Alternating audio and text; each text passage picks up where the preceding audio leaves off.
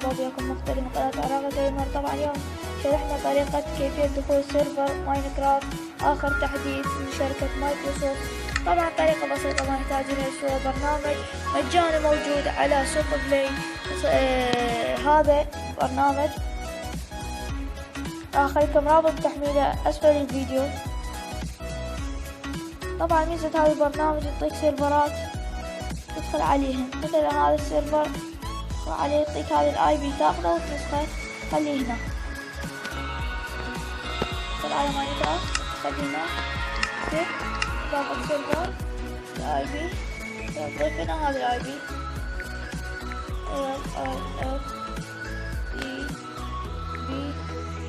O I C عفوا. هنا نضيف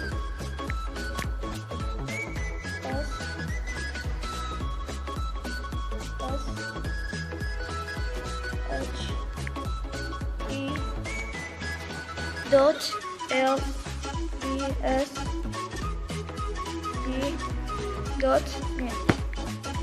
طبعا هنا هذا الاكل عبي تخليه طي سيف. تقدر يفتح لنا سيرفر.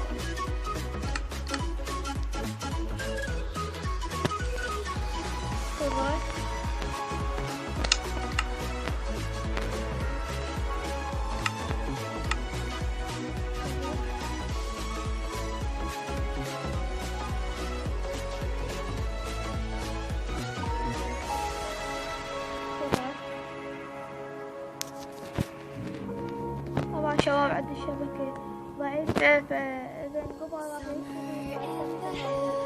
تدخلوا عليه يشتغل عادي سيرفر.